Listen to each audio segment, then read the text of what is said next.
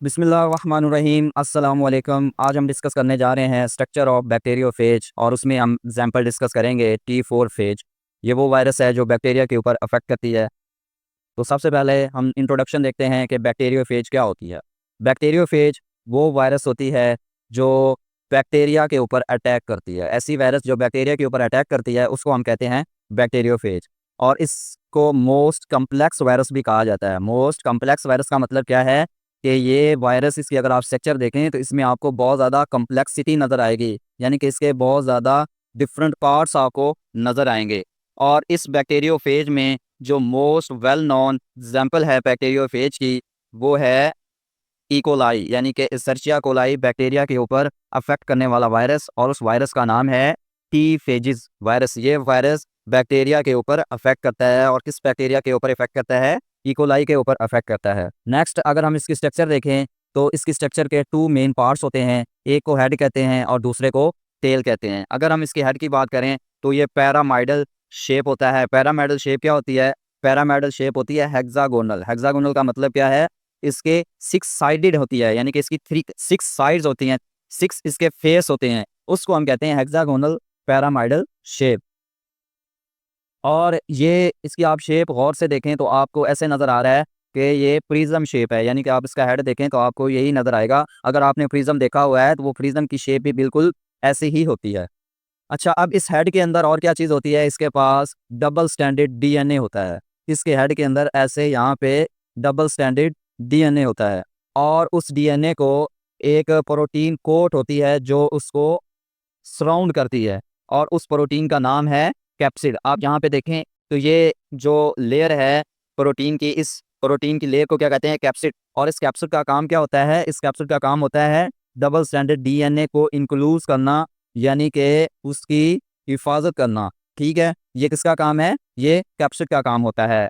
Next, अब इसके tell component देखें तो टेल कंपोनेंट, टेल जो है वो किसके साथ अटैच होती है? उसके हेड के साथ अटैच होती है। यानी कि आप यहाँ पे देखें, ये इसका हेड है और इसके हेड के साथ ये जो यहाँ से स्टार्ट हो रही है इसको हम कहते हैं ये टेल है।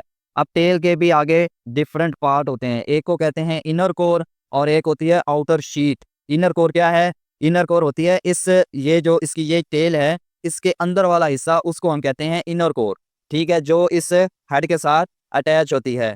और इस इनर कोर को जिसने सराउंड किया होता है उसको कहते हैं शीट। और इन दोनों को कलेक्टिवली क्या कहेंगे? टेल कहेंगे। अब इसकी कंपोजिशन देखें तो जो टेल है वो भी प्रोटीन की ही बनी होती है। ठीक है, तो इसकी टेल भी प्रोटीन की बनी होती है। टेल जिस पॉइंट के साथ हेड के साथ अटैच होती है, ये वाला पॉइंट, उस पॉइंट को कहते हैं नेक। जिस तरह हमारा हेड होता है और हमारा हेड हमारे जिस्म के साथ अटैच होता है, तो किसके ज़रिए अटैच होता है हमारा हेड हमारे जिस्म के साथ? तो नेक के ज़रिए अटैच होता है। बिल्कुल उसी तरह वायरस का हेड उसकी टेल के साथ जिसके ज़रिए अटैच होता है उसको नेक कहते हैं। Neck connect the head to the tail. तो नेक का काम क्या होता है? हेड को टेल के साथ कनेक्ट करना। अब टेल आ गई, टेल के एंड आप देखते हैं। Tail ends in an end plate. Tail जहाँ पर एंड हो रही है उसको एंड प्लेट कहते हैं। अगर आप यहाँ पे देखें तो ये इसकी टेल यहाँ पर एंड हो रही है तो इसको हम क्या कहते हैं? एंड प्लेट कहते हैं, जहाँ पर टेल एंड हो रही होती है। 6 tail fiber extend from the end plate. और यहाँ से आप देखें ये एंड प्लेट है और यहाँ से ये जो टेल फाइबर हैं ये ओरिजिनेट हो रहे हैं, यहाँ से निकल रहे हैं। कितने फाइबर हैं? 6 टेल फाइबर इसकी एंड प्लेट से ओरिजिनेट हो रहे हैं। अब इसका फंक्शन क्या है? Help the phage attach to the bacterial cell wall. तो इसका काम क्या होता है टेल फाइबर का? इसका काम होता है अटैचमेंट करवाना। किसके साथ अटैचमेंट करवाना? जिस बैक्टीरिया को ये इसने अटैक करना है उसकी सेल वॉल के साथ टेल फाइबर का काम होता है वायरस को बैक्टीरियल सेल वॉल के साथ अटैच करवाना। ठीक है, और ये भी टेल फाइबर किसकी बनी होती है? इंटायरली प्रोटीन की बनी होती है। पूरी की पूरी ये प्रोटीन की बनी हुई होती है टेल फाइबर। अब हम देखते हैं इसकी इंपॉर्टेंस के बैक्टीरियोफेज हम क्यों पढ़ रहे हैं, इसकी क्या इंपॉर्टेंस है। Bacteriophage are used as vector. तो बैक्टीरियोफेज को हम वेक्टर के तौर पर भी यूज करते हैं। वेक्टर क्या होता है? एक ऑर्गेनिज्म से डीएनए को या जेनेटिक मटेरियल को दूसरे ऑर्गेनिज्म तक लेके जाना, और जिसके ज़रिए लेकर जाते हैं उसको वेक्टर कहते हैं।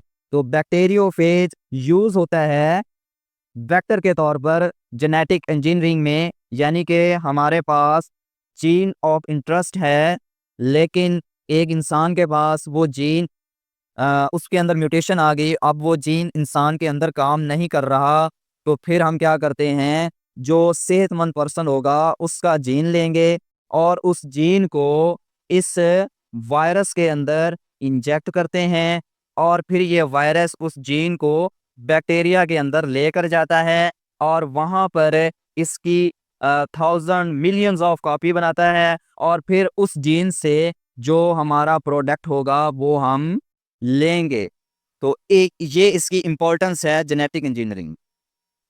Gene of interest is inserted into phase DNA. तो फेज का जो डीएनए होगा, बैक्टीरियोफेज का डीएनए होगा, उसके साथ जीन ऑफ इंटरेस्ट हम अटैच कर देंगे। फिर ये क्या करेगा, carries it to bacterial cell. तो ये बैक्टीरियल सेल की तरफ ये खुद लेकर जाएगा फेज वायरस। फिर उसके बाद phase DNA incorporate into bacterial chromosome.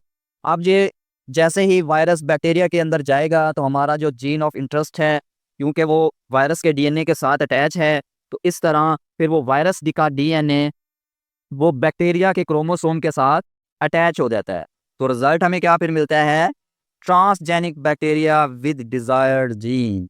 जिस जीन के प्रोडक्ट की हमें ज़रूरत थी वो जीन अब बैक्टीरिया के अंदर आ गया, तो बैक्टीरिया की तादाद ज़्यादा होती है तो हमें वो प्रोडक्ट इजीली मिलने लग जाएगा। यूज टू प्रोड्यूस जीन और प्रोडक्ट कॉपी। तो हम ये किसके लिए इस्तेमाल करते हैं, जीन की कॉपी बनाने के लिए या फिर जीन का प्रोडक्ट बनाने के लिए। फॉर एग्जांपल, हमने इंसुलिन बनानी है, तो इंसुलिन शुगर जो पेशेंट होता है उसमें इंसुलिन नहीं बनती, उसका जीन के अंदर म्यूटेशन आ जाती है, वो जीन वर्क नहीं करता। तो फिर हम क्या करते हैं, इंसुलिन के जीन को फेज वायरस के अंदर इंजेक्ट करेंगे। वो फेज वायरस फिर कहाँ लेकर जाएगा, बैक्टीरियल सेल के अंदर, और बैक्टीरियल सेल के क्रोमोसोम के साथ उस जीन को अटैच कर देगा, और इस तरह वो फिर बैक्टीरिया क्या कौन सा बैक्टीरिया बन जाएगा, ट्रांसजेनिक बैक्टीरिया बन जाएगा। अब इस बैक्टीरिया के पास अपने जीन भी हैं और इंसान का जीन भी है, तो इस तरह से हमारा जो डिज़ायर्ड जीन है उसकी कॉपी बनना स्टार्ट हो जाएंगी, और वो मिलियंस ऑफ कॉपी होंगी। फिर उस एक जीन को इस्तेमाल करके हम अपना प्रोडक्ट ले सकते हैं, यानी कि इंसुलिन ले सकते हैं।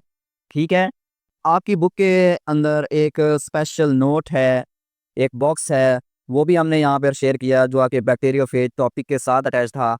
HIV human immuno deficiency virus is a retrovirus. तो HIV रेट्रोवायरस के ग्रुप में आता है, इसको हम बैक्टीरियल फेज के अंदर कंसीडर नहीं करते। और इसका काम क्या होता है, included for viral diversity comparison. तो इसको हम वायरस की डाइवर्सिटी में इंक्लूड करते हैं। अब ये देखें, HIV अलग कैटेगरी है, इसने इंसानों के ऊपर इफेक्ट करना है, लेकिन जो बैक्टीरियोफेज है इसने बैक्टीरिया के ऊपर अफेक्ट करना है। तो ये दो अलग अलग वायरस हो गए। तो इसका मतलब क्या हुआ, हम इसको यूज़ करते हैं वायरल डाइवर्सिटी कंपैरिजन में यूज़ करते हैं। तो ये था आज का हमारा टॉपिक, स्ट्रक्चर ऑफ बैक्टीरियोफेज, और उसमें हमने T4 फेज को हमने स्टडी किया, उसकी स्ट्रक्चर देखी और उसकी इम्पोर्टेंस देखी। ठीक है, उम्मीद है आपको इस लेक्चर की समझ आई होगी। अगर आपको ये वीडियो अच्छी लगे तो आपने इसको लाइक करना है, हमारे चैनल को सब्सक्राइब करना है और अपने दोस्तों के साथ इस वीडियो को शेयर करना।